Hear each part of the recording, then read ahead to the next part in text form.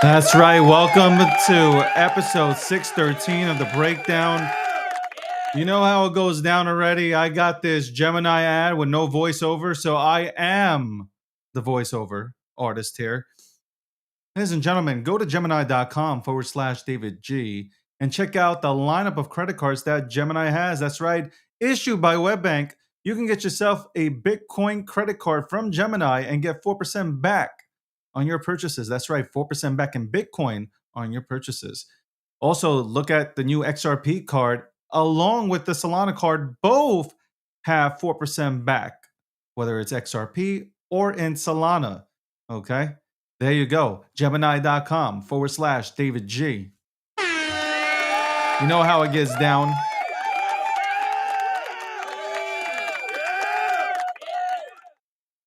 Solana, Bitcoin, and XRP.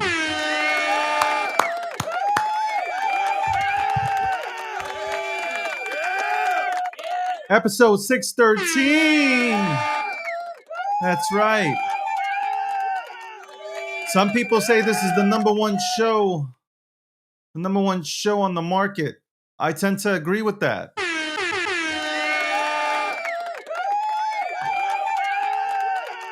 We have crossed the 2 million viewer mark.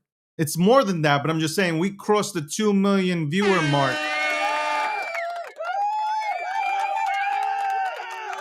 That's right. Want to give a shout out to all the guests that have come on. All the guests that have come on.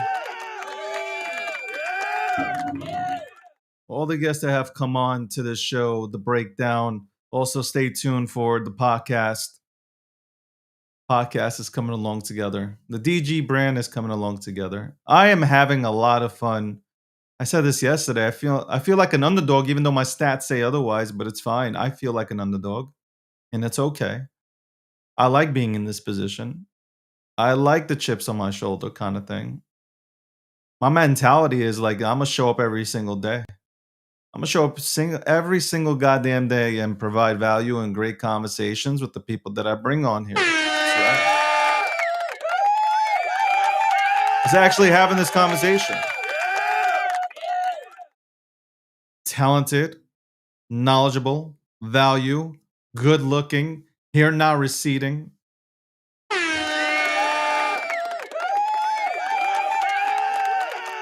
What more can you ask for? At 1:15, by the way, at 1:15 p.m. Eastern Standard Time, we have Charles coming on for a half an hour to go ahead and just talk about what's happening in crypto, and then maybe we'll just touch on one or two things when it comes to politics. So there you go. We got Charles coming on. We got a really good Friday. We got tomorrow, which is tomorrow. Today is Thursday, November 6th. 1:07 p.m. Eastern Standard Time. But tomorrow we have a good show. Next week we got some great shows as well. Can't wait for next week to come along. We got some really good shows. Got a lot of good stuff lined up. All right. Crypto's going back and forth this week. A lot of you guys are panicking. I don't know why you're panicking. Only reason you would be panicking is if you're in absolute dog shit. And most of you guys are invested into absolute dog shit. So congratulations. Congratulations on the dog shit that you accumulated. Well, you could have got yourself some really good assets. Good for you. Let me give you another round of applause.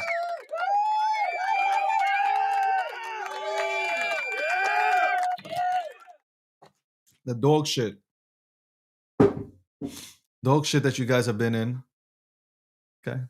And now you're sitting there and you're crying. Oh my God. It's over. Well, it might be over for you. 100% it might be over for you. Yeah. You might not make it because you were too busy listening to some randoms on social media, giving you advice, or scaring you out of good positions and having you run after some absolute dog shit that just came off of some fucking launch pad. So congratulations again. Let me give you a round of applause. Because there's one thing that you guys are consistent at, and that is to acquire absolute fucking dog shit. Okay? God forbid. You know, I think this is my fault. You know, I think I'm going to take ownership of this because I haven't been really on here for 2 to 3 years, really blasting away on the timeline. Okay. Really creating content to maybe help you steer yourself in the right direction. No. I guess me and the OGs, we sat back a little bit. And you guys started to follow some cast that just came into the market 4 months ago. And now you think you know everything. And you don't. And you know most of the things that you're holding right now is absolute utter dog shit. Okay. And you know what? Shit does make great fertilizer, but you guys have not learned how to go ahead and convert that motherfucker into fertilizer. So, to the people that are here, to the people that understand that the best thing you can do right now is to hold and DCA, you will make it. Okay? 100%, I believe anybody that has held and continues to hold and acquire through these dips and choppy waters, you will win. You will win big. You will be the ones retiring your family members, retiring your entire bloodline, because you understand that you cannot trade your way against the institutional players. No. You can't do that. The only way to beat the institutional cats and quants is to sit and hold and acquire. That's it. That is the only way you are winning. There is no other way that you're winning. You're not, a lot of you guys that keep on talking about this, you're going into leverage. You have absolutely no clue what the fuck you're doing. Okay. You playing leverage is like you driving down a one-way street. It's not going to end well. Okay. It's not going to end well. By the way, I got some dude who can't even put a fucking sentence together. He quote tweeted me, acting like I don't know if he was taking a shot at me. Y'all know him when this dude can't even fucking put a sentence together, and this dude's not even drunk, and he's coming at your boy. And this man should not ever talk when he went to 100 million and now he's at 0. Do me a favor, send the shade somewhere else, man. Somewhere out there, the sun is way too bright on somebody. You put the shade over there onto them, not onto me. Okay? But besides that, y'all been, and that's the thing, y'all follow some dog shit. Y'all really be following dog shit. Really. Meanwhile, y'all could have gone into Zcash, right? Zcash wasn't doing much for a while, years. Y'all could have gone into Dash and you could have gone into fucking Monero. There are a lot of things you could have got into besides the memes. You know I'm in everything. And I love the memes. But you got to diversify everything. You got to be diversified in everything. And even outside of crypto, you got to be looking at real estate. You got to look at other things that can bring you passive income. I thought a lot of you guys would have learned from all the cycles. I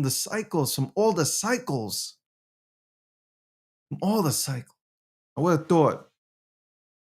Also, the Republican Party got to get their shit together, and I'm going to talk about that at the end of the show. The Republican Party got to get the shit together. You got to, I mean, I said this at the end of the show yesterday, man. What is happening? Like the whole beef and shit. Guys are too worried about what the fuck Israel's doing, this, that, and worry about what's happening in America, bro. Worry about what's happening in America. Worry about what's happening with your own party right now. With our party. I shouldn't say your, because I am a Republican, MAGA first. You know what I'm saying? I'm right here telling you that you are not focused. You guys are focused on some absolute dog shit for clicks. Now, this socialism shit is not going to win over the general public, and I mean the people of the United States of America, so I'm not even worried. But you should be worried, though, if you're a Republican watching people with inside the party just absolutely losing their fucking minds over things that don't matter. a lot of this stuff that you guys talk about really doesn't matter. I'm like listening to it. It's like, man, like your clickbait is not going to really do much. And you know what? I sit back here and I wanted to make a tweet about this, but the party really misses Charlie Kirk. I'm telling you, man, Charlie Kirk is not going to be able to be. I mean, I can't even think of a person that can replace him. There's not a single person that can. Not a single person. Like I keep thinking, who in the party can go out there to college campuses and sit down there and have conversations with these kids, the future voters of our country, who have been brainwashed by professors, brainwashed by professors to think that Trump is the next coming of Hitler and that the Republican Party is like the new Nazi regime. Like, we need somebody to step up. Enough of the clickbait. We need somebody to step up and get that groundwork going. I mean, like, otherwise, like somebody said, people vote for Trump. Well, if Trump's not on the ballot, that's one thing that's always been a problem. By the way, that's always been a goddamn problem with the Republican Party. Horrible when it comes to campaigning. I don't know. I will say that. People will say I'm wrong, but up until recently, Republicans just don't know how to campaign. They just don't know how to do it. Democrats do. Democrats are out there selling everybody a goddamn dream. Free this, free that. That's why this guy Mandani won, because he told everybody he's going to give them something for free. And in this generation, everybody likes free. Even you motherfuckers in crypto, you like things that are free. Okay? You will only enter into cryptocurrencies, memes that are at like a 15K market cap, a 5K market cap. That's free. That's free. You won't go into something that's at 3 or 4 million. No, no, no, no. You won't do that. When the market cap is higher, I want to like put this in perspective. When the market cap is higher and it's holding through these type of markets, these are the projects that you actually want to be in. You're not looking at 15K shitters. You're looking at, hey, holy shit, this thing's at 3-4 million. It's held. Maybe, just maybe, maybe this is where I need to be. Maybe that's where I need to go. A lot of talk about privacy. I brought on people to discuss privacy, which I think is very important. It is very important that we have privacy. Absolutely. That like nobody knows your or mine or anybody's fucking situation when it comes to money. Okay? It's very important. It is very important because you become a target. What I mean is you're standing on a red light and all of a sudden people pull up on you and say, yo, run your ledger. And you ain't even got your ledger on you. Let me see what you got in your hot wallet. I'm just saying that's why privacy is important. That's why you see Zcash.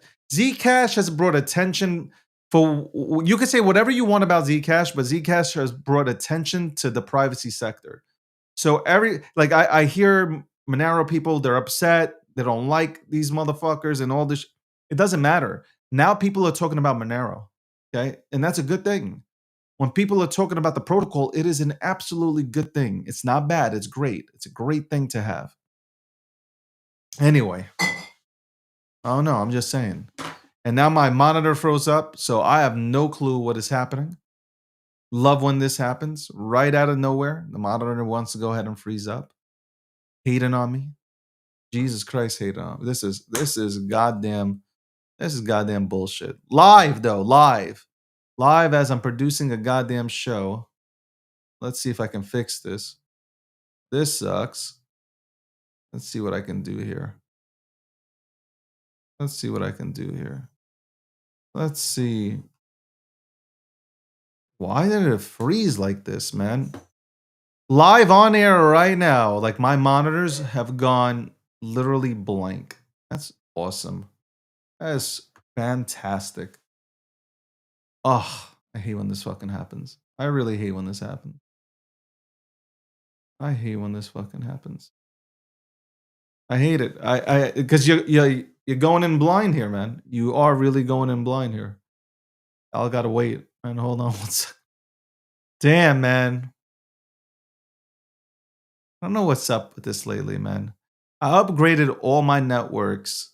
I upgraded everything, and here I am. I don't know. Like I should have never upgraded anything. I would have been fine. Everything was working perfectly fine. I know you hear me, guys. That's not the problem. I know you hear me. The problem is that I can't see myself. I'm in the dark right now. That's what's happening right now. Dude, I can't even put it on. Look at this. This shit is crazy. This shit is really crazy. I'm out here blind, man. Hold on. I can't even go into a commercial break because I don't even know where it's at. How about that? Hold on. How the fuck? How am I gonna do the show today if I can't? Hold on. Let's see. Hold on.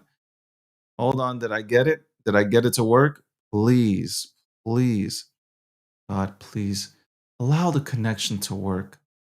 Please allow for me to see myself as I do this wonderful and highly rated show that people tune into every single day because they want to know what's good and what's happening with the markets, what's happening in politics, and what's happening across the world.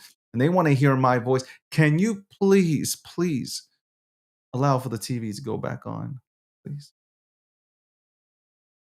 Nope. Nope. Look at this. This is torture. This is fucking torture. Goddamn torture. I've never had it like this. Look at this. It will not. It will not fucking. Oh, come on, man. Come on. Please. Can I ask somebody to pump the market? No. No. You deserve this, man. You guys got into shitters and you're upset. You guys got into absolute dog shit and you're upset. Don't be upset. Don't be upset. Hold on. I should be upset. I can't get this shit to work. That's why I'm upset. Damn. What the fuck is going on?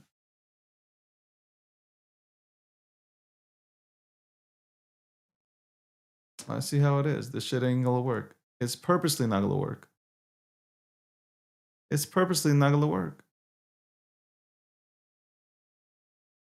Okay, hold on. Let's see. I'm gonna fix this. Okay? I am going to fucking fix this. I am very stubborn. I will get this fixed. I'm determined to get this fixed. Got it fixed. There we go. Now I'm feeling good. There we go. Thank you guys. Thank you for being patient. Welcome back to episode 613 of The Breakdown, produced by GNN, sponsored by Gemini. Click the link, trade $1,000 in crypto, get $100 in Bitcoin. You guys don't even have Bitcoin, okay? $100 free Bitcoin when you sign up to Gemini, okay? Gemini was out there partying with the XRP army. That's right. Gemini's out there partying with the XRP fam. I saw a few people there that I recognized. That was cool. That's cool. Gemini's all over the place, man, with the marketing, with events. They're all over. They are all over. Okay. I don't want to hear one person say that there is something better out there than Gemini. I don't want to hear a goddamn person say anything about something being better than Gemini. Okay. Gemini gives you credit cards, 4% back in Bitcoin, not points, Bitcoin.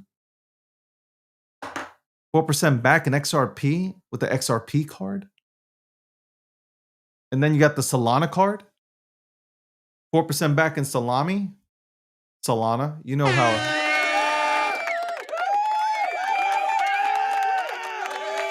You know how that goes.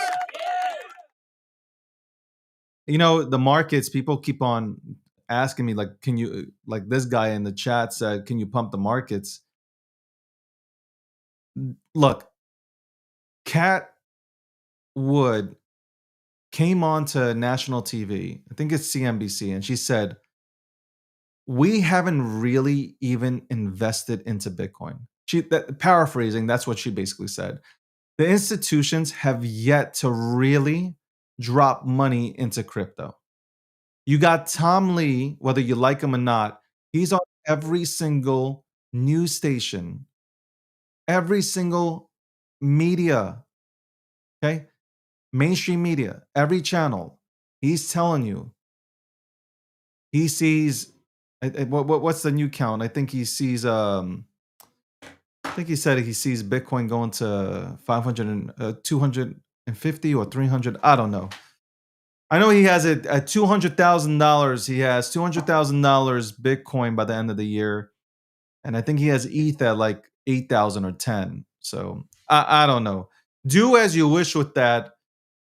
I've said it already multiple times. I think the problem here is you have an institutional run, which is fine.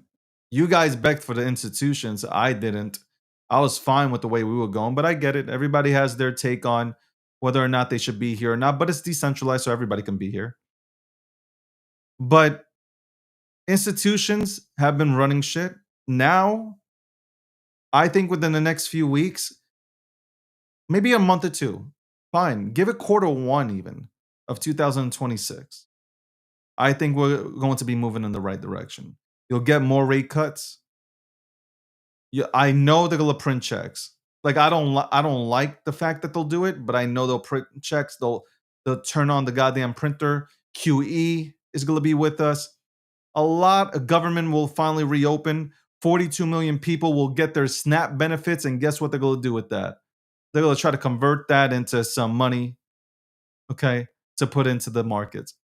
Landy was on here when I thought about that. I said 42 million Americans don't have money on them right now.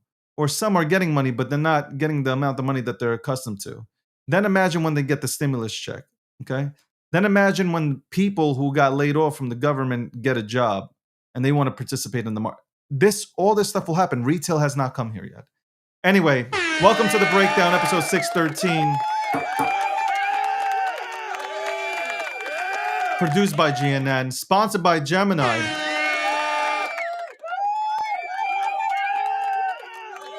Bring in a guy that you guys all might know. I don't know. See if you guys know him. See if all you guys that are watching. By the way, you guys are now watching on Kick and Twitch now. TikTok. Shout out to TikTok. The only one we're missing is Instagram. We're working on it. But like I said, in the last 2 weeks, almost 2 million people have tuned in, and that's not accounting for the new stats from this week. But let's go ahead and bring Charles right in. Charles, what's going on? Hello, hello, hello. How's everything going? Good to see you, man, up here in rough and rugged Wyoming at my clinic. We talk about that a lot. We should talk about that more, about the clinic, because we're always talking about crypto and politics. We should definitely talk about that. No, maybe I'll put together a segment on that. But how's everything going?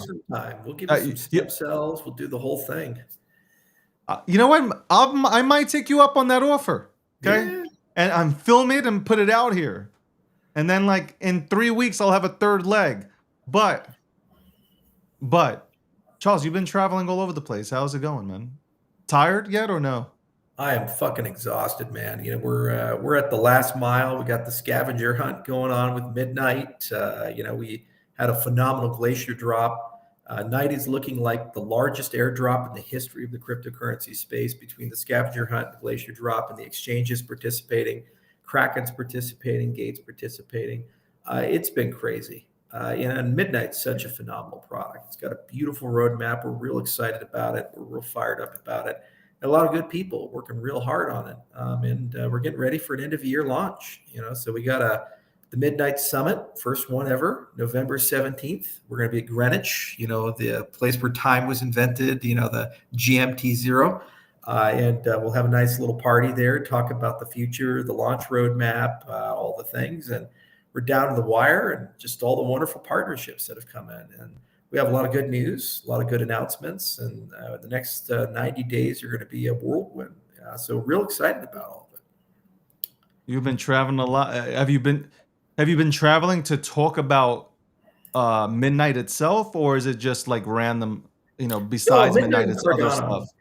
Cardano. You got to understand, it's like Cardano's best days are ahead of it. We left a really strong foundation with Cardano. If we've transitioned from a federated structure to a decentralized structure, when we look at where we're at, we got Leos coming next year. We got a lot of things to make the TVL look sexy next year for Cardano. We have a lot of wonderful technologies coming into its own right, like Hydra and our DeFi stuff, Bitcoin DeFi.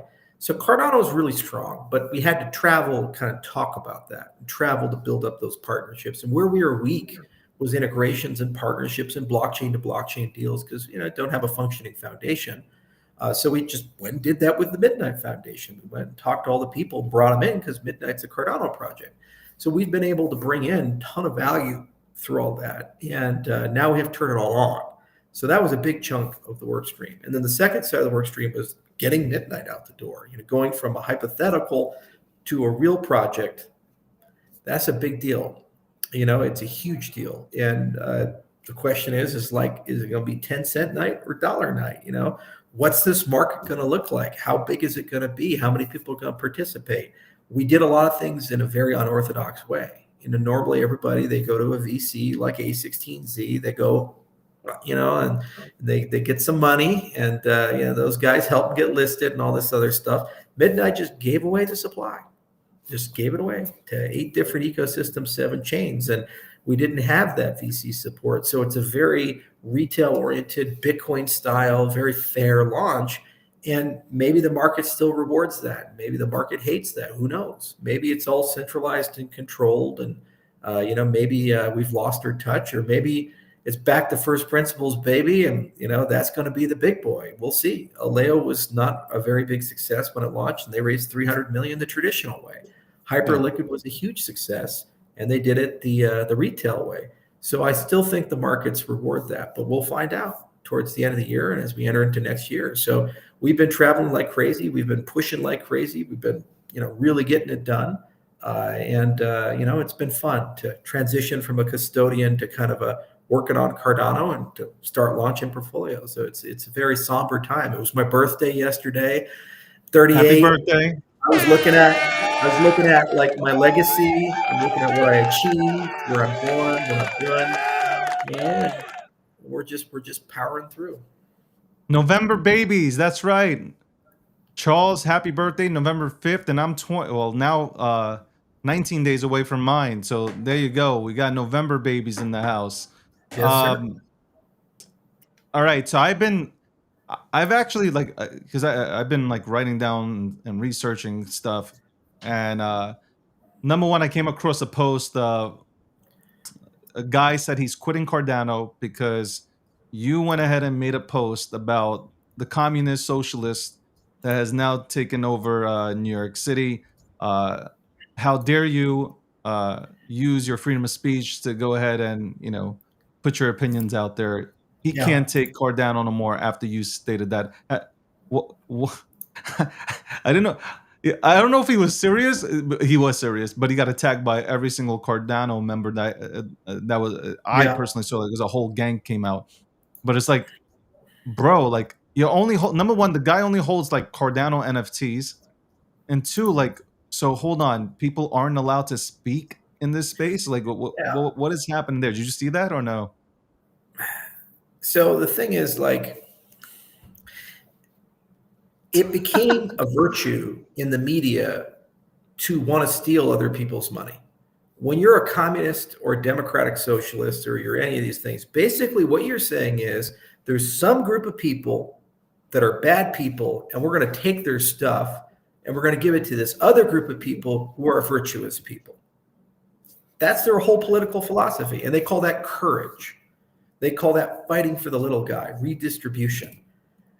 And so you take from makers and you give to takers.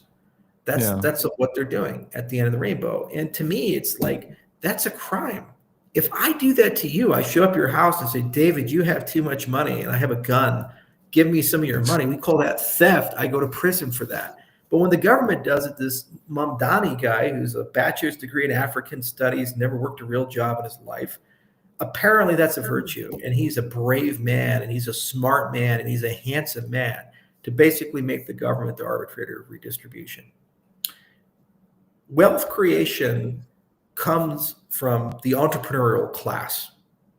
And those are the guys and gals that if you empower them, they will create trillion-dollar companies. And the consequence of trillion-dollar companies are hundreds of thousands and millions of jobs. The government does not create wealth. It never has, it never will. When it was just pure communism in China, millions of people would starve to death every year. Your government bureaucrats were like, we have a steel shortage. You know what we should do? Let's have people like have private foundries in their backyards to make the iron. This was Mao's thinking. It was so just blatantly retarded. Then when they embraced the free market and they actually brought in companies and they let those companies grow up and actually let capitalism come into their economy under a different name, then China became China. You know, and it's the same as Vietnam. It was one of the poorest countries in history up until the 80s, and then they embraced capitalism, and then suddenly Vietnam started having a massive increase in standard of living. You go there, there's a McDonald's and a KFC and a Domino's pizza and all this other stuff. And young people, they just elect again and again the same person. They all look like Fidel Castro. You know, they say the rich people are pure evil and they're screwing you and they're causing all this harm. And I'm going to protect you from those evil rich people. I'm going to take all their money from them and I'm going to give it to you. And then you're magically just going to have this amazing economy and lifestyle is going to be great and everything's wonderful and everything's just going to work out. And the government needs to quadruple in size to be able to handle the redistribution. So we're going to go hire 2 million people, 3 million people, 4 million people, 5 million people, 10 million people, 20 million people, 50% of the economy. And we're just going to have bureaucrats who don't give a shit. What happens when you're sick? I don't care about you. Do you have any recourse? Is it another example, private industry versus public industry? If I'm a bounty hunter, private citizen, and I go and get the wrong guy, try to bring him back, I'm arrested for unlawful detainment. If I'm the FBI and I get the wrong house for a no-knock raid, throw a flashbang in, permanently blind and deafen your child and shoot you in the face because you reached for a gun coming out of a deep sleep and you didn't know who was breaking into your house, you can't even sue the government. They have qualified immunity. This is the difference, guys. There's no accountability when the government fucks up. There's no incentive for the government to produce anything. And the bureaucrats don't get an upside when they do a good job.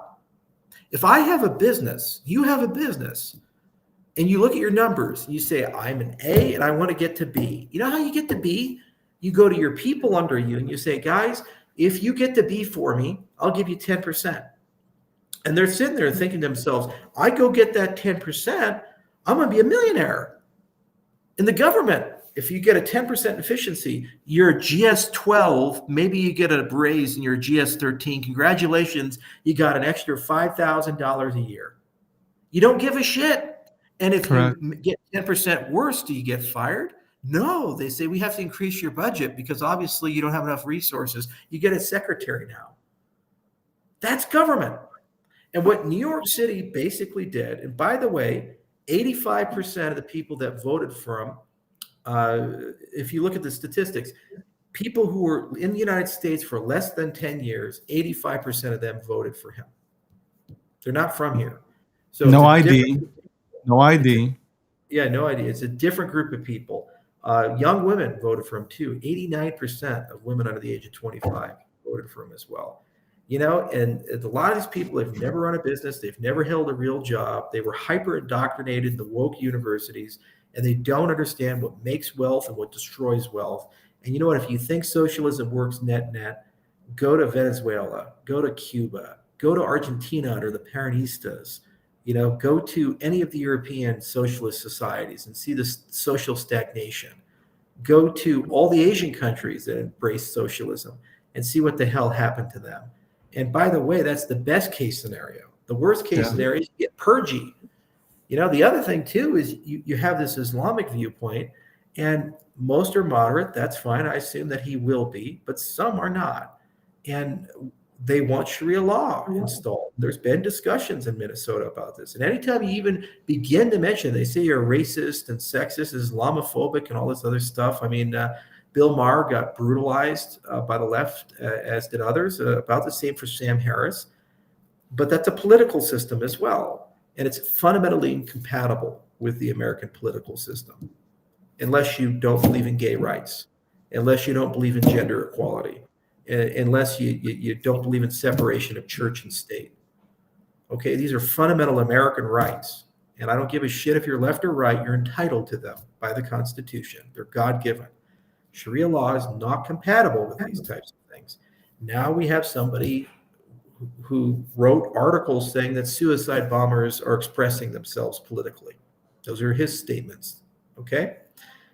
He's tweeted out literal quotes from the Communist Manifesto. He is an unknown asset, and now he's here. 34-year-old mayor, never run anything. He's running one of the largest economies in the world, one of the largest budgets in the world. If New York was a nation state, it would be in the top 20 or 30s. Hundreds of thousands of employees, and we're just going to see the end result of all of this. It's a travesty, David. It really is. Yeah. I looked at it. I don't think it's, the Democrats really hurt themselves with this, because now, like, with everybody that I speak to who's political, it's just like they've completely, they're embracing socialism. They're outright just saying, hey, we're a socialist party. Okay, cool. But you know what? I kind of sit back. So, like, all these states are blue states and they're going to win anyway, right? There wasn't a real candidate in New York City. Like, I said this before, like, it's crazy that a Republican has to vote for Cuomo, right? It's insane, because there's really no candidate to go up, or at that point go up against them. I blame the Republicans for not having a candidate. I know it's hard to win anything in New York City, not New York, but in New York City, it's very hard to win. It's very blue. Okay, liberal. I get it, but at least you seen him coming from like a year and a half ago. You didn't take him seriously.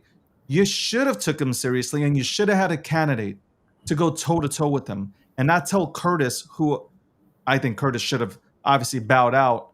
But why are you asking this guy Curtis to bow out, who's representing the Republican Party? It doesn't make sense. And having Trump go out there and actually supporting Cuomo was also, it's crazy when you sit back and you think about, like, for me, I sat back. I am a Republican. Am I more like, do I lean towards working with everybody? Absolutely. But when you look at it, it's like, this is the craziest shit. I got to vote for a guy who literally did a horrendous job as governor. Yeah, he had some good things, but like a lot of bad things. A lot of bad things happened on his watch. And now who do I pick? Which arm do I cut off? Kind of thing. It shouldn't have never come down to that. Obviously, you're going to vote for Cuomo. And a lot of Republicans did, over this guy, because okay, Cuomo's a Democrat. This guy's a socialist. I'm not really into socialism. But there is something that needs to be said here. 2 million people voted, right? And he only won by a slim margin. So it does say that people did not want this, right? But the thing is, the demographic changes. The regular New Yorkers, the people that you grew up with when I lived in Queens, the people that I would interact with every day, they wanted nothing to do with this. Correct. The new New Yorkers that came over the last 20 years to the city, apparently this is what they want. And you see the same thing in Minnesota, which is why now they have Somalis running places. You see the same thing around. Now, you even mention this. They call you racist, sexist, homophobe, Islamophobe, blah, blah, blah. That's the weaponization. Well, they called me a Jew. They call me because I said that New York is now going to be the next London. They're like, oh, Jew.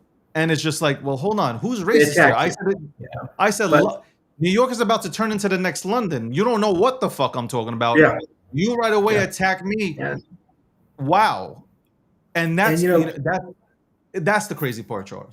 Demographic changes. And I'm not making a statement whether that's a good thing or a bad thing, Yeah. but I'm making a statement that it's going to become increasingly harder in places like New York City for a person like a Como to be elected moving forward Yeah. because of the demographic changes. And when you have demographic changes, they accelerate because the people that don't like and don't agree with those demographic changes, they leave. And the Yeah. people that do agree, they bring their friends in who look like them. Yeah. So over the next 25 years, the entire tone of New York is going to change. The Oh, entire New York City's culture. it's already changed big time. It's Yeah. already been, And on it's a decline. spiral. So Mamdani is just the beginning, and it's always going to look this way moving forward. It is what it is. And Well, we as a nation, we're a nation of immigrants. We can tolerate stuff. It wasn't too long ago that Italians were coming in and Irish were coming in and these other things. You can survive it. There's just a broader question of, well, what does assimilation mean in the 21st century? I am a child mhm. of immigrants. My grandparents came from Italy, and on the other side, they came from Norway. Okay. So they had an understanding of what the social contract of America was. They spoke Italian at home, English outside, or Norwegian at home, English outside. The kids all spoke English, and they identified as American, and they hybridized the culture. Now there's a new form of assimilation where you don't speak English. There's a new form of assimilation where the governance systems and values of the country you came from are now the governance system and value of the country you go to. Yeah. Okay, so if you're Islamic and you like Sharia law, you want Sharia law here. If you're from Venezuela and you love communism and socialism, now you want communism and socialism here. If we bring in unrestricted mass migration to these sanctuary cities, all of them will adopt those political systems at the state and at the federal level. That's what's happening right now. It's a rewriting of the American experience and the American character. I understand there's a lot of young people, when they hear this, they say, well, that's a good thing. That's a wonderful thing. That's wonderful. Well, but that does mean the America I grew up with is gone. And that does mean all the things that made America what it is today and made us the world leader is gone. Not to say this next generation can't go to the moon and go to Mars and start the next Microsoft and do these things. Maybe they can, maybe they can't. But we have certainty that the generations that built that, the character and culture that built that, is now gone. No, That's the reality. I was loud about this election, and I was telling people to go out and like I endorsed Cuomo. I was like, go vote for Cuomo. Um, people were like, I looked at the polling. There was like a lot of Jews voting for. The polls were coming out that Jews were voting for him, not Cuomo, uh, but Mandani. And I was like, they're not really Jews. I try to explain to people they're just born Jewish, but they don't practice it. That's just the difference. They're just Jewish Americans. That's it. Yeah. And they found something that resonated. Like he resonated with them, and vice versa, and that's why they voted for him. They didn't resonate with Cuomo. Okay, Yeah. they didn't care about royalty from New York. Obviously, Mario Cuomo was a governor 3 terms. They didn't care about none of that stuff. People are just like government shutdown. All that stuff came into all that to me. The government shutdown, Doge, everything, it played into, Virginia definitely. I mean, it played a lot into a lot of these outcomes. I knew New Jersey was going to go blue. So, like, again, all of these things were expected, but I just think that the Republican Party is way too focused.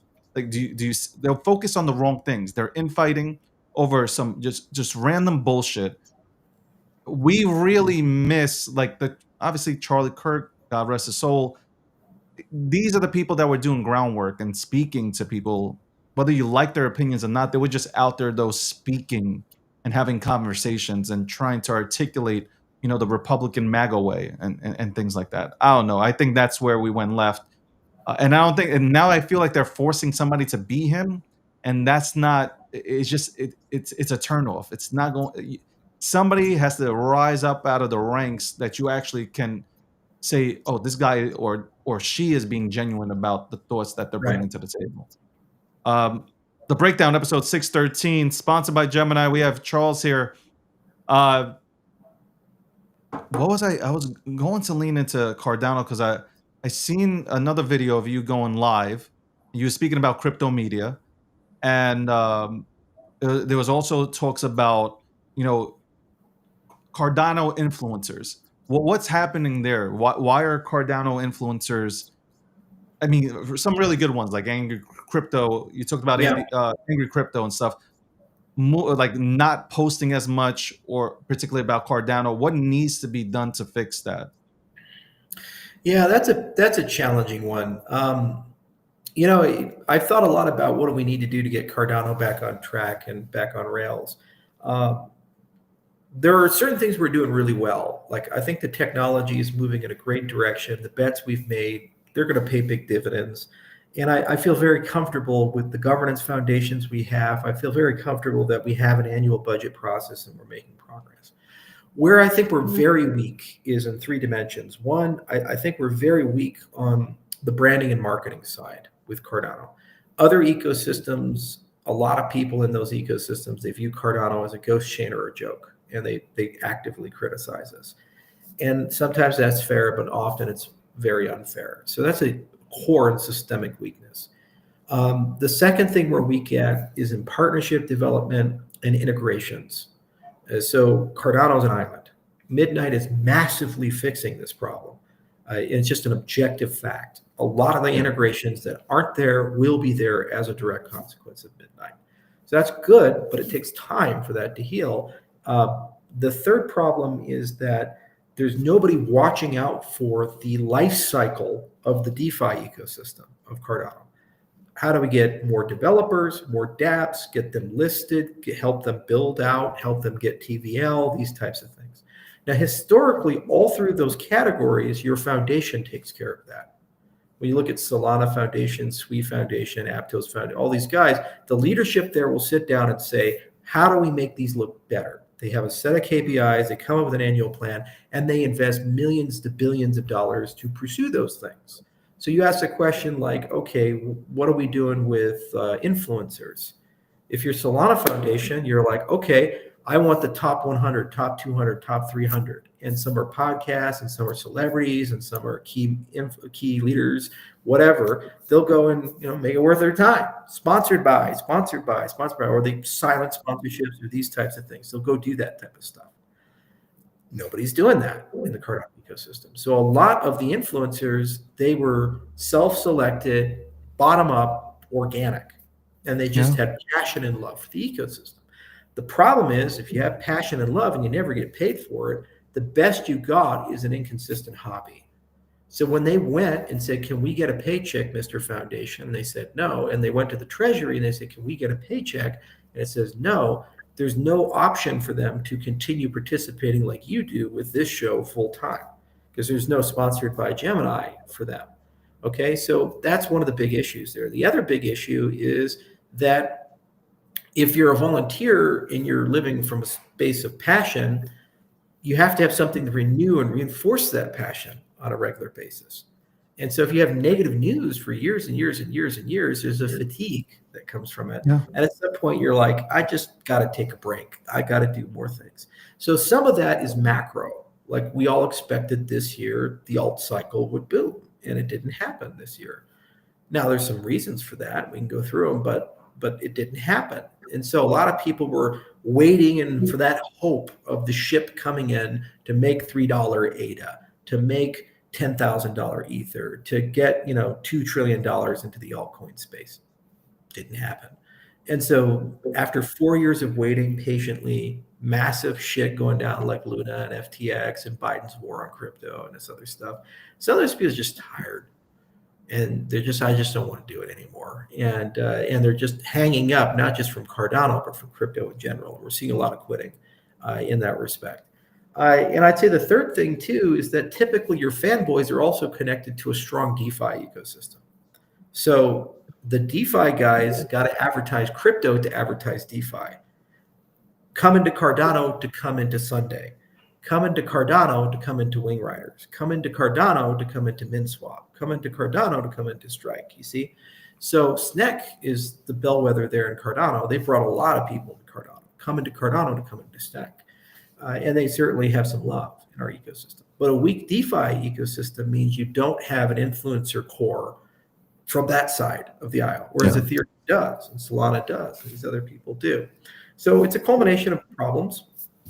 How do you solve it? Well, first and foremost, we have to get two sets of KPIs. One, layer one KPIs, okay, and two, DeFi KPIs. And we have to measure them. No matter how bad the numbers look, we got to measure them. That's base truth. It's like you're just about going on diet. Take your shirt off, get down to your underwear.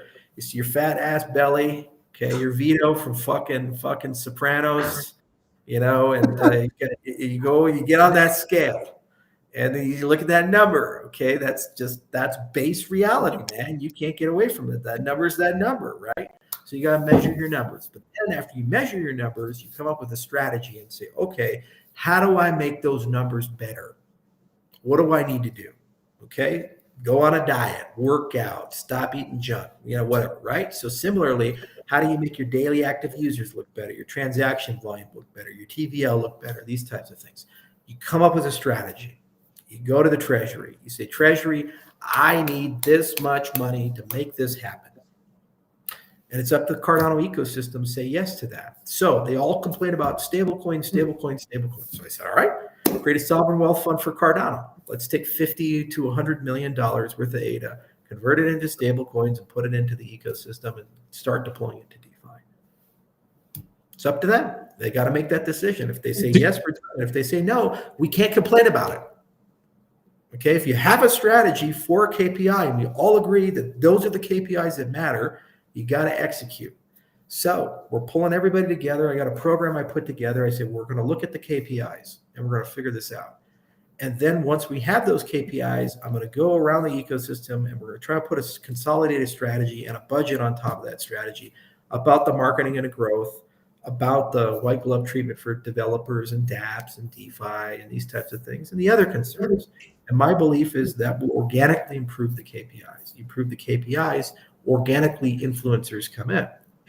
Then you need somebody who feels accountability to organize them, compensate them, and get them going and restart that engine. But it's a symptom of a root cause. And you can astroturf and pay people like a BitBoy or some shit like that to come on in and say stuff, but there's nothing genuine about it. And also they're not going to say factual things. Well, no, for me, Charles, it's more like I'm a media personality. I don't consider myself a content creator. So like, I'll just say that if you're going to be reporting on something, you should be paid. Like regardless, you should be paid. And I think it only boosts the ecosystem and the visibility of the ecosystem, where people are actually, thoroughly explaining, how Cardano works. I think it comes down to the D-reps. I think the D-reps have a lot to do with it. And I think the D-reps should, put aside some money to have I've watched Angry Crypto Show. He's done a phenomenal job for Cardano. Anything that you've ever been on, or anybody who would talk about Cardano, himself included, so only been positive and only debunking anything that anybody would say, bad about Cardano. So, I mean, these are the pieces. It's like it's a sports team. You're the GM. You're supposed to be, not you per se, but you're supposed to be building your roster full of people that are committed to, showcasing Cardano, winning with Cardano. That's all. Like that's my take. It's not the influencers. I can't answer to Angry Crypto in particular because the problem is I don't know the guy very well. I've met him. He's very nice. I use that as an example because you mentioned he could be having something personally going on. Who knows? Yeah. But in general, you're right. If you're losing people and it's in one direction, it's telling you have a problem. But that's a symptom of a root cause. And the root cause is we don't have a generally accepted definition of success to broadcast. So the problem is we're living in split realities. If you live in Cardano land, you're like, we're achieving the mission. We're the most decentralized cryptocurrency on the planet. We have a great on-chain government. We're making great dev progress. The code is getting better, and every year things are improving. If you live outside Cardano, I agree with that. Yeah, if you live outside Cardano, it's like, oh, it's a ghost chain. There's only 10,000 people or 50,000 people or whatever participating in DeFi. The TVL looks terrible. The transaction volume doesn't look very good compared to Solana. It's a dying ecosystem. These are irreconcilable realities. They can't both be true at the same time. So there's something there. So the problem is measurement. They're both right because they're measuring different things and they're looking at different things. And you're not going to achieve anything if you have definitions of success. It's like a relationship. You've got the husband. If the wife is judging the husband by how good of a father he is, he could spend like every Saturday with little Johnny and play fetch with him, and the husband's valuing his contribution to the relationship if he can pay the bills, and he's able to take care of all the financial stuff. Well, he's going to work every Saturday to pay the bills. He's working overtime. And so the wife is saying, you're failing in this relationship. But in his mind, he says he's succeeding because he's paying everything. Who's right? Well, they're both right, because the problem is they define success differently. So they cannot reconcile. And a lot of relationship counseling is about creating a shared truth between two people. So what Cardano has to do is create a shared truth about its existence with the rest of the cryptocurrency ecosystem and be like, guys, what do you value here? Yeah. Do you care about decentralization or not? Let's be straight and honest about that. Do you care about, actually having an ecosystem that is immutable and resilient and have governance be decentralized or not? So like the Chainlink integration on Cardano is a great example. It's a great example of this. I should not have to go and give Sergey Nazarov 8 figures of money to integrate Chainlink on Cardano if it's a decentralized ecosystem. If they're truly decentralized, it should be rather straightforward for anybody in the world to integrate with them. It should be me having developers come and build something to click into that. If it's a centralized service, it's like paying Microsoft to use Azure. Okay, I'll pay for that. Fine. But that's centralized then, right? So people say, when Circle, you have to pay Circle. When Chainlink, you have to pay Chainlink. Are these decentralized or not? And that's my issue with the industry is I measure success based upon, are we building a decentralized ecosystem? And they're measuring success of the token price going up without any details or resolution about the actual underlying infrastructure. If you think the big news of the year is ARK is launching with Circle, Goldman Sachs, and BlackRock, where those are literally the people, the kinds of entities we were trying to get away from, when Bitcoin was created, we're not living in the same shared reality. We're living in different shared realities. And I don't really know what to do because I'm not going to change. I'm not going to wake up one day and just be like a fucking whore to the banks and say, hey, guys, I just don't give a shit at all about any philosophy and principle. I'm just going to sell out everything. Yeah. I would no longer be credible in my own ecosystem because all the people in Cardano land, they care about decentralization. All the people in Cardano land care about resilience, these types of things. So we have to reconcile that and we have to educate the space a little bit.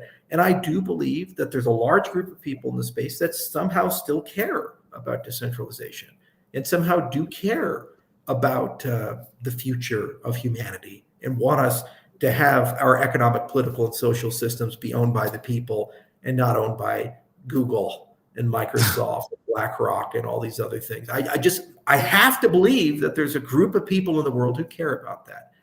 Maybe I think there are. I think it's just like the everybody's expected altcoin season. I think altcoin season is just delayed. I think we all expected it. We all thought it was going to pop off at a certain time, and it didn't. But I think it's 2026 where we'll see, the altcoin economy go up. I was going to say, do you think midnight goes ahead and solves your problems when it comes to that? I think midnight's the last approach.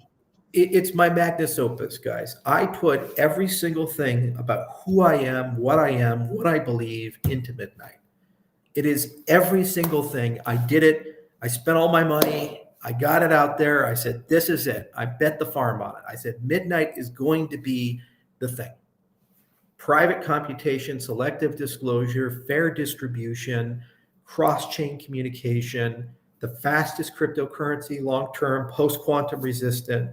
It does it all, and it's one of those things where it doesn't give a fuck what token you have. You can be a Bitcoin person, an Ether person, a Sol person. You get your privacy back. You need that as an industry. And I put it all on the line here. I put it all in, and we're going to get tier 1 listings. We're going to get a lot of liquidity. We're pushing hard, and millions of people have participated in getting that distribution. It's launching right out the gate as one of the most used cryptocurrencies, top 10, right out the gate. It's got a lot of great partners. It's got wonderful governance at the Midnight Foundation. It's got a lot of great strategy and philosophy inside of it. And I learned so much from Ethereum and from Cardano and from being a member of this ecosystem for 10 years.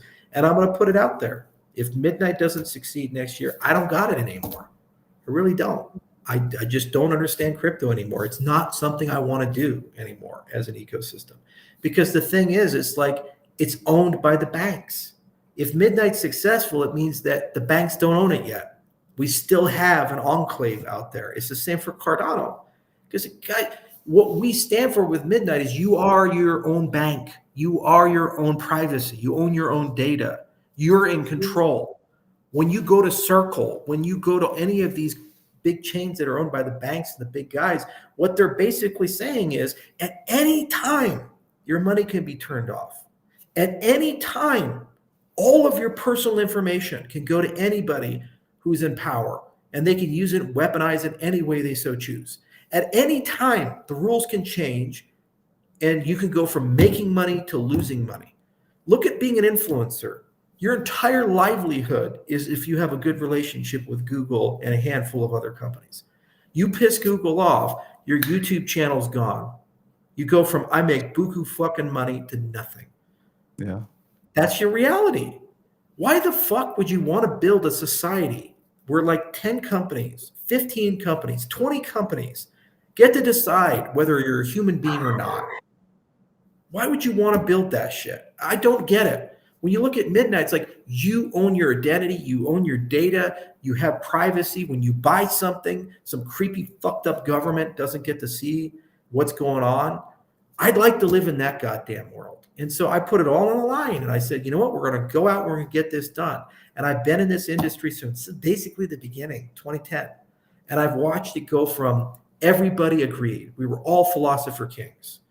We didn't give a shit. We didn't have any money. We bought our own coffee. We didn't shower. We couldn't afford clothing. We looked like homeless vagrants. We were like the fucking Hare Krishna people at the airports. Have you heard of the Will of Satoshi?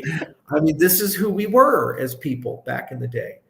And I watched the industry grow and grow and grow and grow and grow. And I watched a lot of my friends either die or retire or just get corrupted along the way. And they changed as people. They went from idealists to pragmatists to compromised. I watched that happen. And I was one of those guys who never got compromised. I kept saying the same things. I kept doing the same things. And it got harder and harder every year. And I kept rubbing up against stuff that I was deeply uncomfortable with, and I was like, well, I got to keep the faith, got to keep the principles. I got to keep pushing forward. I got to keep doing this. And now I said, you know what? I'm going to put it all on the line. I'm going to bet big on Cardano. I'm going to bet big on Midnight. And we're lead with philosophy on these type of things. I fully admit we got to change how we do the KPIs and the strategies and the growth and the adoptions. Like Midnight has a partnership with Google Cloud. They're working with those guys. It's not like we say, no, we don't work with anybody. And what I'm saying is it's an island. We can't talk to any. I didn't say that because people misquote me all the time. But what I'm saying is you don't give them control of the system. They're not running the stake pool value. They don't own 20% of the supply. They don't decide the governance and all this other stuff. When you look at Cantor ecosystem or any of these other ecosystems that they put together, the big guys actually run it. They own it, they operate it, and they decide who gets to use it. And they are the gatekeeping function. There's no difference between that and the banks. There's none. It's just like sex with a bunch of extra steps. What's the difference between porn and prostitution? There's a camera in the room, okay? This is what we're dealing with here. And so, yeah, you can pretend it's porn, but it's basically the same fucking thing. It's just people are watching it. So blockchains and banking is the same thing. When you go ahead and you have the fucking banks take over, now we put a camera in the room. We can see the transactions on the blockchain. You're still a fucking whore. It's just that simple. And I'm so tired of it. I really am. And everybody just says, well, why can't we just be different? Why can't we just be different? You created this thing. You voted for it. with your voice, your actual vote. Thanks, Mondani's now in fucking New York, and your wallet. When you buy a token that is what it does, you voted for that. Own it. You can't fucking complain about it. For the rest of your life, you have to say, you know what? I just want to don the bondage gear and be the gimp in Pulp Fiction. That's what I want. I want to be the gimp. That's what they're saying. When they go ahead and they fucking put the money into that shit.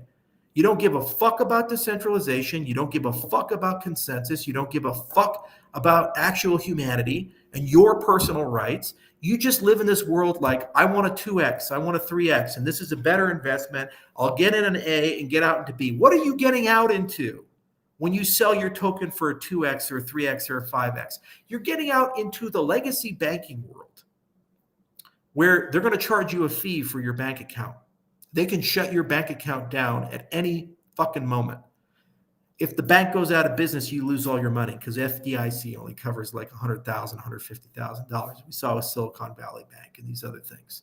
That's what you're getting out into. And then you fucking complain about it and say Orange Man bad.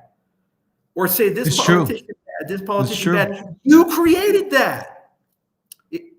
If you don't believe in that shit, stay in honest money. Stay in honest ecosystems. Because I can't take your stuff. I can't turn your thing off. It's decentralized. That's the whole fucking point. And with Midnight, you get your privacy back. That's the whole fucking point of the matter. And if that doesn't matter to you, well, then don't fucking complain about where you go and the consequences of that whole thing. And having gone to over 75 countries now, I've seen places where they've given away their freedom, their liberty. I've seen places where they've handed everything to a government and they have destroyed their entire economy. It's not pleasant.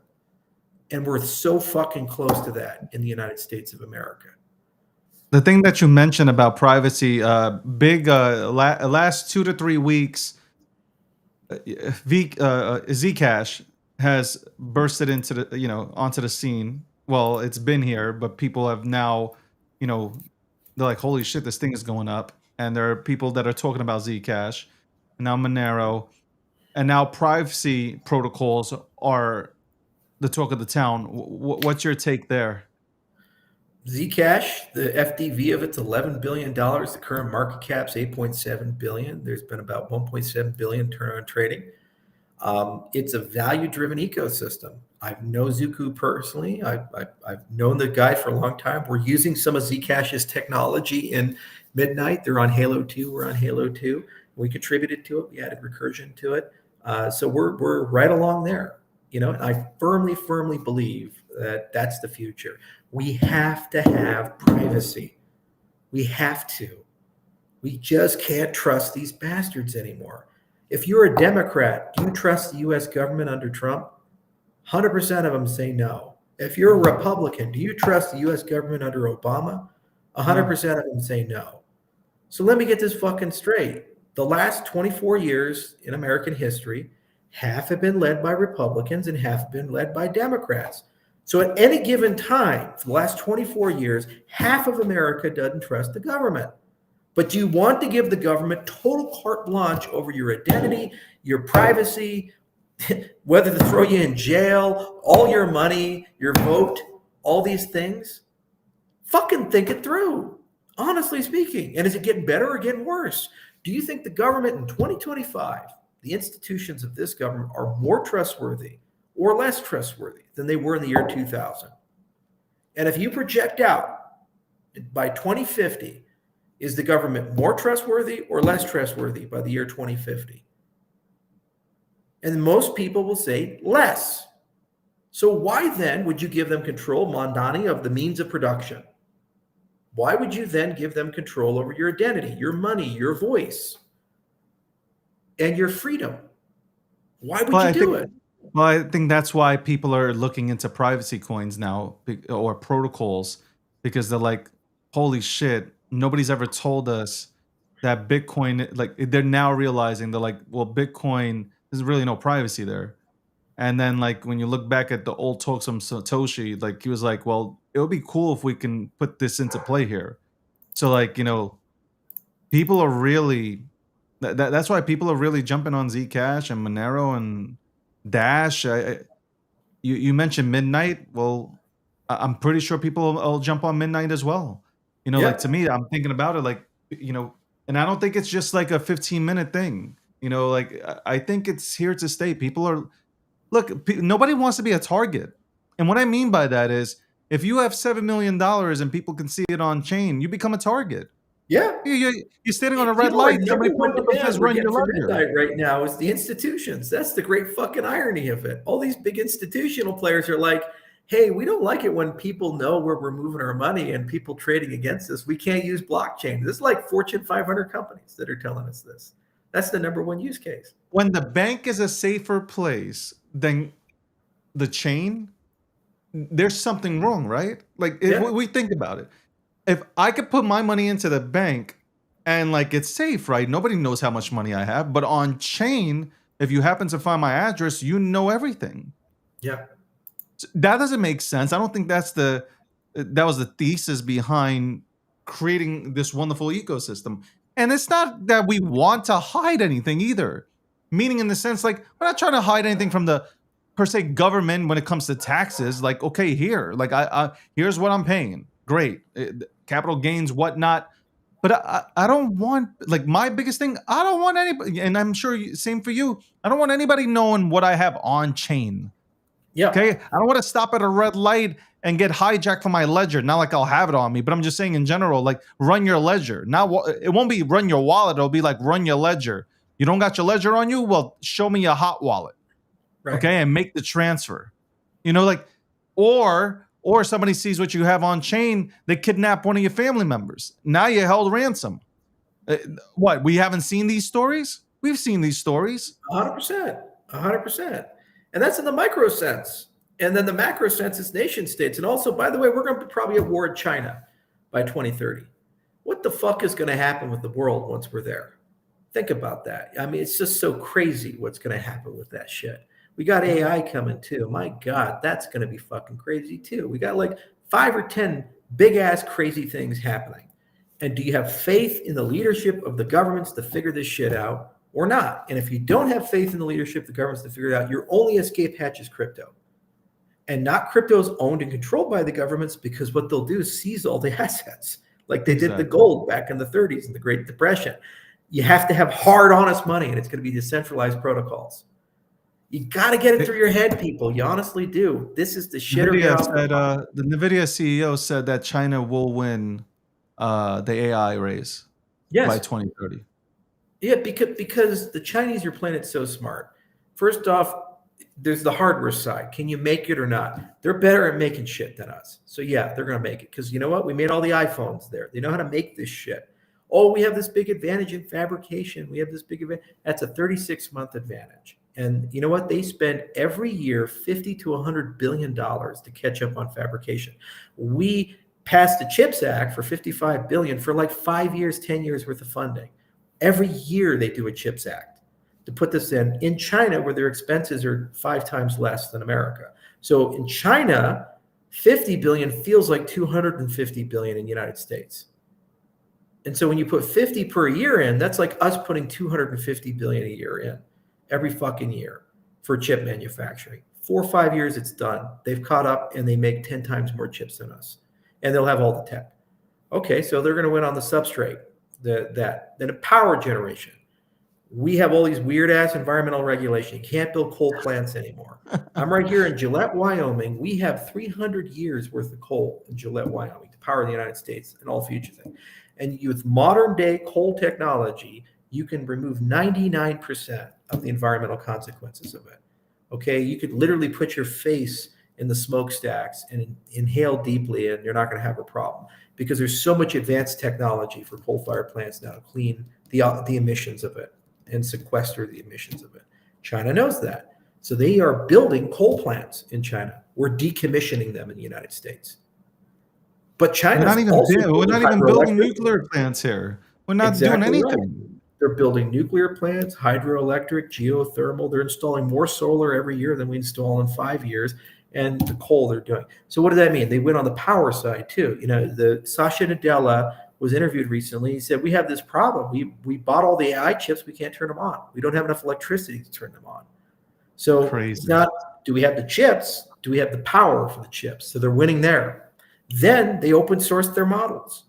What does that mean? It means everybody uses them, everybody works on them, and they can run 12 months behind the frontier models. But what are they focused on? Optimization. Yeah. DeepSeek is much more optimal than a lot of the US models, right? That was what R1 was so important about. So you open models and you have a big push on lower inference cost and lower training costs.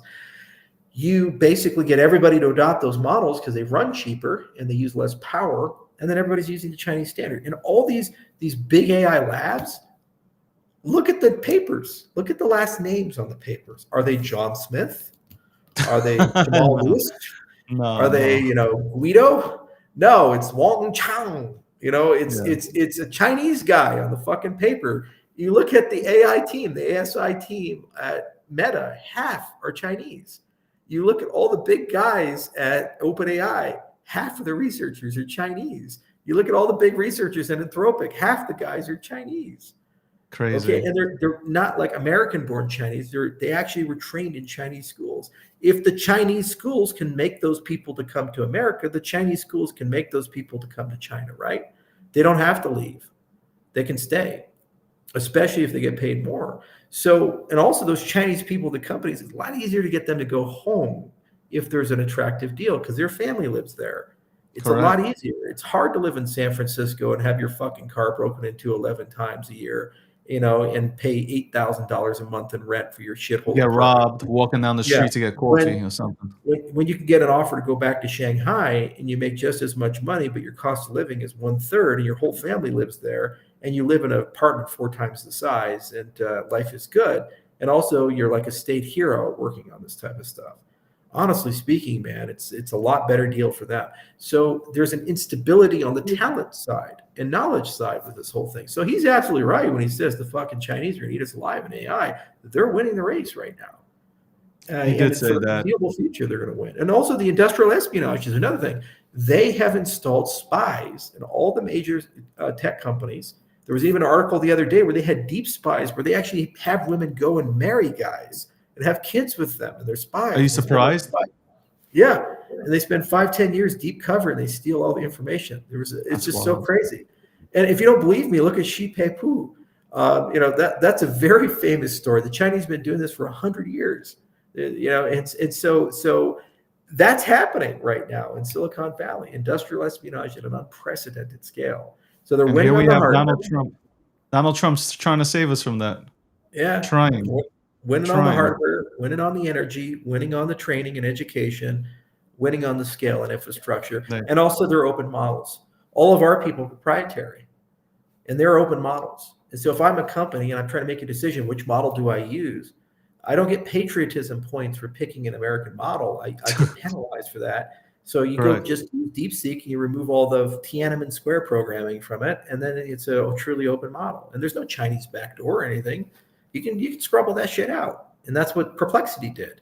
The majority of the shit on Perplexity right now is using Chinese models like Qwen and DeepSeek and these types of things. They just modified them because they're open weights and open source to work for their own needs. But if all of the people are using Chinese models and they're adapted for that, and it's an easy drop-in replacement, what incentive do they have to use American models? None. Yeah. None. Yeah. Welcome to the breakdown 613. I was joined by Charles. Charles, I love talking to you, man. And I know you're busy. Hopefully, next 2 weeks you'll make your way back here and we can go ahead and talk more about Midnight, because I think the privacy protocols are really picking up. I've been watching to see if it would die out, because again, it's been 2-3 weeks. People are really talking about this stuff, especially Zcash. It's really popped up on the algorithm, at least on X. So it'd be cool to go ahead and touch base more about Midnight and break it down for the folks. But I appreciate you coming on. I know you've been everywhere around the world and you're tired as hell, but I appreciate you making your way here. Yeah. Well, we're having a great event November 17th. We're gonna announce the roadmap and the launch date and all the other stuff for Midnight. It's getting down to the wire, and I think people are going to be really surprised and pleasantly happy. about a lot of stuff. And if you happen to be in London around the 17th of November, you're of course welcome to come. But in any event, you're always welcome to come all the events. And I look forward to 2026. It's going to be a make or break year for the industry. We got clarity. Hopefully, we can get that over the line. The shutdown has really dimmed that light a bit, but things change quickly. And we got a lot of people that still believe. And this Yeah. is going to be the year for the soul of crypto. And if we do it right, crypto will stay a bright beacon of hope for humanity. If we do it wrong, it's going to fade away. But it's been that way for a long time. We've had a lot of precipices in human history, Yeah. and this is the one. And I'm still an optimist. I think at the end of the day, we're going to take it to the wire, and we're going to sweat. Like, remember when Tom Brady had that comeback game and he scored 24 20, points in the second yeah. half?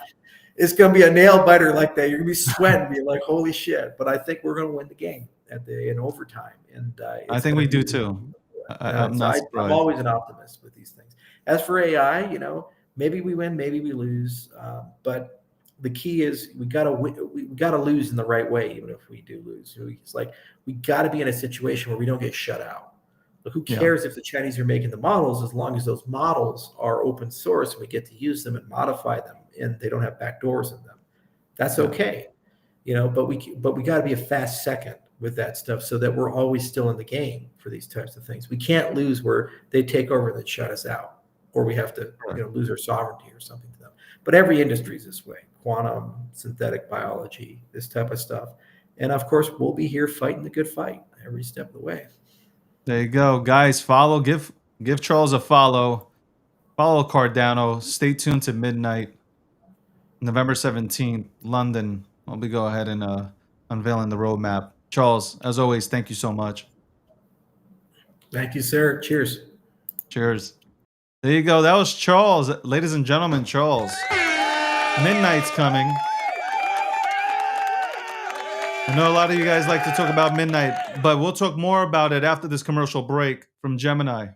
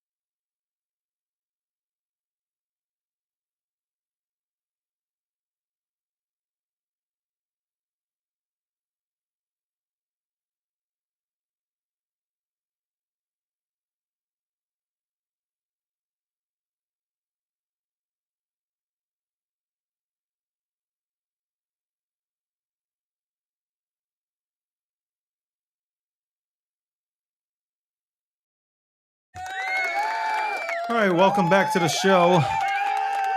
It's 2:30 p.m. Eastern Standard Time. We went a little bit overtime. That's right. Want to give a shout out to everybody tuning in from X, from YouTube, LinkedIn, Rumble, Twitch, Kick, and TikTok. That's right. I know the TikTokers want me to go ahead and do the TikTok dance and the renegade and all that, but might save that for like New Year's Eve or some shit. But we had Charles on. He spoke about Cardano. We spoke about Midnight. Midnight is they'll go ahead and talk about the roadmap for Midnight on November 17th in London. I believe that's what he said. London. That's exactly what he said. Talking about privacy protocols, which I think are big right now. People are looking at privacy. Well, I don't think you guys, half of you guys don't care about the privacy aspect. You care about that number goes up, and that's what's happening with Zcash and the rest of the privacy protocols that are running. I got to look at Dash and I got to look at Monero. Obviously, Monero, it's really between, like, to me, it's like Zcash and Monero right now. So, but you have Dash, you have Verge. I spoke about Verge years ago. I spoke about a lot of these things years ago. If you go ahead and play back my podcast, which started out in 2016, you can go ahead and rewind that. I used to give like ratings on what I thought was really cool and what was really not. Cool to find out though that Charles has used some of the tech that Zcash currently applies. So, hey, you know what? I know there's a lot of hate coming from both sides, but it's just like, yo, like, it, to me, at the end of the day, it's like privacy is huge. And if okay, Zcash is taking the lead, it's still bringing a lot of attention to the entire privacy sector. And, like, let's see what happens in this marathon. It's not a sprint, it's a marathon. So let's see what happens. Right? It's a good thing. It's a good thing. People are actually talking about protocols. How can that be bad? People are actually talking about protocols, utility tokens now. Okay? How can that be a bad thing? And the real privacy, and not even the privacy, the real utility tokens are being talked about now. Okay? With real developers around them. So what's so bad about that? What's so bad about that? And who cares? A lot of you guys came here for money. You didn't care for the tech. You don't care for the tech. You don't care about privacy. You want to make money. So what do you give a shit about? What do you care? Why do you care who wins? Make your money. If you came here for gains, make your money. Sign up to Gemini, by the way. Trade $1,000 in crypto, get $100 in Bitcoin when you sign up using my link for the first time. Terms apply. Go get yourself $100 in Bitcoin after trading 1,000 in crypto. Because you guys trade 1,000 in crypto. What do we always say? You guys trade $1,000 in crypto within 30 minutes. Why not get rewarded for it? Sponsored by Gemini and their credit cards. Love the commercial. I'm gonna keep playing the commercial as is until I'm sent a commercial with a voiceover over it. If not, I'll have no other choice but to make my own voiceover using my own voice. That's right. Quarter of the day, everybody. By the way, tomorrow's Friday. Today's Thursday. Tomorrow's Friday. Let's go ahead and let me go ahead and look, search this up. Shout out to everybody who's tuning in. Shout out to the real ones that are tuning in and continue to support me. Unlike the support that I gave to people, some of the motherfuckers aren't sending it back, and that's okay. I like to call that shit out, though. It's okay, because the numbers speak for themselves. I don't need you. It's all about DG now. It's the DG era. It's not every single goddamn time David got to go ahead and help everybody else out. Nah. That's over with.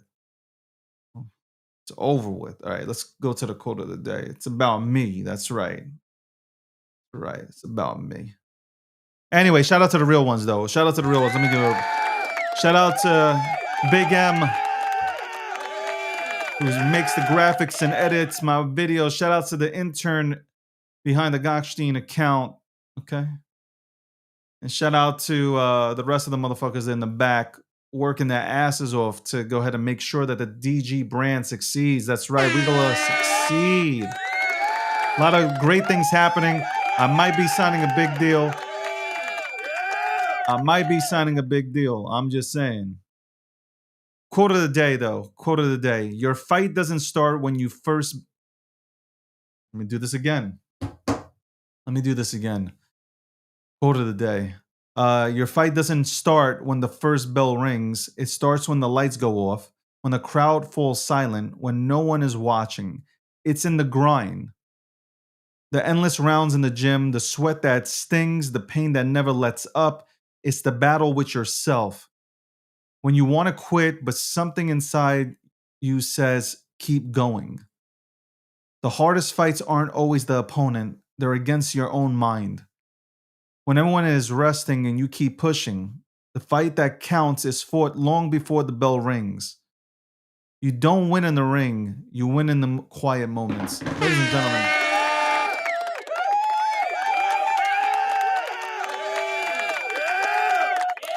Now, sometimes I feel like the world is against me. That's fine.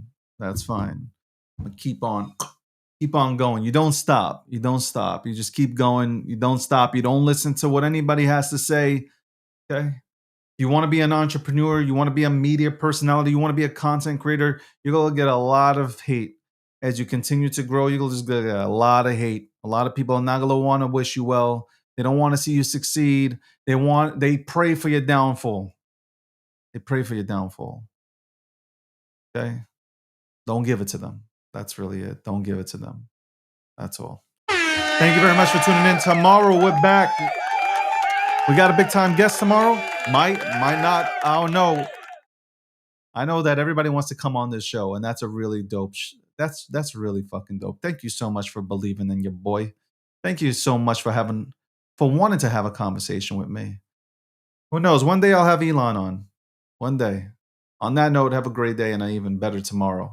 Akil Patterson, I'm doing your thing.